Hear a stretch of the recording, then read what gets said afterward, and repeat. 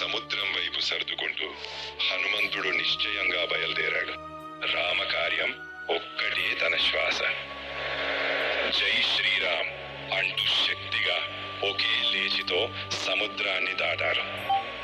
లంకలో అడుగుపెట్టి ప్రతి ప్రాకారం, ప్రతి రాజభవనం, ప్రతి ఉద్యానవనం వెతికాడు. కానీ సీతామాత కనిపించలేదు. ఒక క్షణం అతని మనసులో సందేహం మెదిలింది. మనము అలానే కదా, ప్రయత్నిస్తాం, ఒక క్షణం ఆగిపోతాం, మన శక్తినే మర్చిపోతాం. కానీ హనుమంతుడు ఆగలేదు. రామనామం అతనికి ధైర్యం ఇచ్చింది. చివరకు అశోక వాటికలో వృక్షం క్రింద దుఃఖంతో కూర్చున్న సీతామాత కనిపించింది. వినమ్రంగా ఆమె ముందు వచ్చి రాముని ఉంగరాన్ని చూపిస్తూ నేను రామదూతను అని వినయంగా చెప్పాడు. ఆ ఉంగరం చూసిన క్షణంలోనే సీతామాత కళ్ళలో ఆశ వెలిగింది.